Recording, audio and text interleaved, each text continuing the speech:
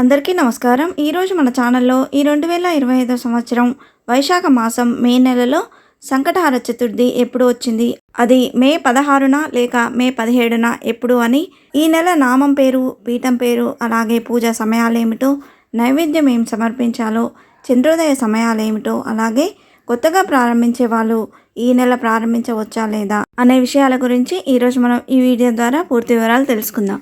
ఎక్కడా స్కిప్ చేయకుండా పూర్తి వీడియో చూస్తారని ఆశిస్తున్నాను. అంతకంటే ముందుగా ఇంతవరకు నా ఛానల్ సబ్స్క్రైబ్ చేసుకున్న వాళ్ళు ఉంటే సబ్స్క్రైబ్ బటన్ని ప్రెస్ చేసి పక్కనే ఉన్న బెల్ ఐకాన్ని ప్రెస్ చేసి ఆల్ అనే ఆప్షన్ ప్రెస్ చేశారంటే నేను పెట్టే ప్రతి వీడియో నోటిఫికేషన్ ద్వారా మొదటగా చూసేయవచ్చు. ముందుగా వీడియోలోకి వెళ్ళిపోదాం.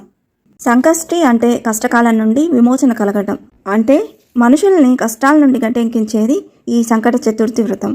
విఘ్నాలను తొలగించే గణపతికి అత్యంత ప్రీతిపాత్రమైన తిథులలో ప్రధానమైంది చతుర్థి తిథి. ప్రతి మాసం కృష్ణపక్షంలో అంటే పౌర్ణమి తర్వాత 3-4 రోజుల్లో చవితి వస్తుంది.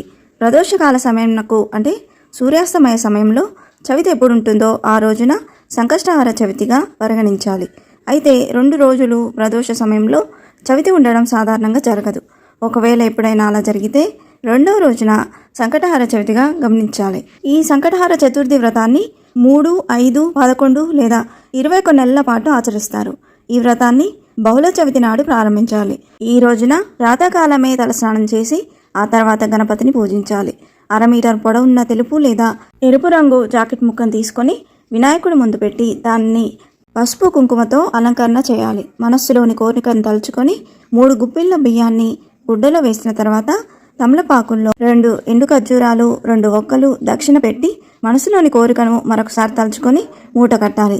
దీన్నే ముడుపు అంటాం. ఈ ముడుపును స్వామి ముందు పెట్టి ధూపం వెలిగించి కొబ్బరికాయ లేదా పళ్ళు స్వామికి నివేదించాలి. తదుపరి గణపతి ఆలయానికి వెళ్ళి 3, 11 లేదా 21 ప్రదక్షిణలు చేయాలి. ఎవరి శక్తిని బట్టి వారు గరిక పూజను కానీ గణపతి హోమాన్ని కానీ చేయించుకోవచ్చు. సూర్యాస్తమయం వరకు పూజ చేసిన వినాయకుడిని కదపకూడదు. సూర్యుడు అస్తమించిన తర్వాత స్నానం చేసి దీపం వెలిగించి తిరిగి వినాయకుడికి లఘువుగా పూజ చేయాలి. ఈ 2025 సంవత్సరం వైశాఖ మాసం మే నెలలో సంకటహర చతుర్థి ఎప్పుడు వచ్చిందో ఇప్పుడు తెలుసుకుందాం. స్వస్తి శ్రీ చాంద్రమానేన శ్రీ విశ్వావసునామ సంవత్సరం వసంత ఋతువు వైశాఖ మాసం వైశాఖ బహుళ చవితి తిథి మే 15, 2025 గురువారం రాత్రి 1:39 ప్రారంభమై మే 17 శనివారం తెల్లవారుజామున 2:21 ముగుస్తుందండి. అంటే చవితి తిథి మే 16 అంటే శుక్రవారం రోజు పూర్తిగా ఉంది. చతుర్థి వ్రతం రాత్రి వేళల్లో చేస్తాం కాబట్టి చవితి తేదీ రాత్రి వేళల్లో మే 16 శుక్రవారం రోజు ఉన్నది కాబట్టి ఈ 2025 సంవత్సరం వైశాఖ మాసం మే నెలలో సంకటహర చతుర్థి మే 16 శుక్రవారం రోజు జరుపుకోవాలని పండితులు సూచిస్తున్నారు. ఉదయం పూజా సమయాలు మే 16 శుక్రవారం ఉదయం 5:30 నుండి ఉదయం 8:20 వరకు ఉందండి. అది వీలు కాని వారు ఉదయం 9:15 నుండి 10:20 లోపుగా పూజ అనేది ప్రారంభించుకొని మధ్యాహ్నం 12 గంటల లోపుగా పూజ అనేది ముగించుకుంటే మంచిదండి. అలాగే సాయంత్రం పూజా సమయాలు మే 16 శుక్రవారం సాయంత్రం 6:34 నుండి రాత్రి 9:20 లోపుగా పూజ అనేది ముగించుకోవాలండి. ఈ నెల పీఠం పేరు శ్రీచక్ర పీఠంగా, అలాగే ఈ నెల నామం పేరు ఏకదంత సంకటహర మహాగణపతిగా స్వామివారిని కొలుస్తామండి.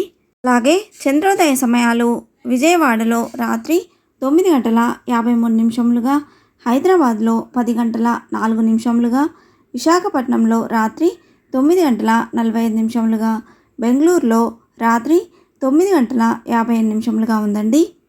ఈ సమయంలోపుగా అర్ఘ్యం కూడా సమర్పిస్తే మంచిదండి. వీటితో పాటుగా అమెరికాలో ఉన్న తెలుగువారి కోసం మే 15 గురువారం రాత్రి 11:33 వరకు ఉందండి. సంకటహర చతుర్థి రోజున గణేశునికి దర్బలను సమర్పించడం, అలాగే నైవేద్యంగా మోదకాలు లేదా లడ్డూలను సమర్పించాలి. ఇలా చేయడం వల్ల జీవితంలోని అన్ని కష్టాలు తొలగిపోతాయని నమ్ముతారు. సంకటహర చతుర్థి రోజున ఓం గణ గణపతే నమః అనే మంత్రాన్ని 108 సార్లు పఠించి గణపతిని పూజించాలి. ఇలా చేయడం వల్ల ఐశ్వర్యం, ఆనందం, అదృష్టం పెరుగుతాయి అని పండితులు చెప్తున్నారు. ఈ వ్రతాన్ని కొత్తగా ప్రారంభించేవారు ఈ మాసం ప్రారంభించుకుంటే మంచిదండి. ఇంతే ఫ్రెండ్స్, ఈ వీడియో మీకు నచ్చిందని ఆశిస్తున్నాను. ఇలాంటి ఇంట్రెస్టింగ్ వీడియోస్ కోసం please subscribe my channel and press the bell icon. అలాగే లైక్ చేయండి, షేర్ చేయండి. మీకు ఏమైనా సందేహం ఉంటే నా కమెంట్ బాక్స్లో పోస్ట్ చేయండి. Thanks for watching.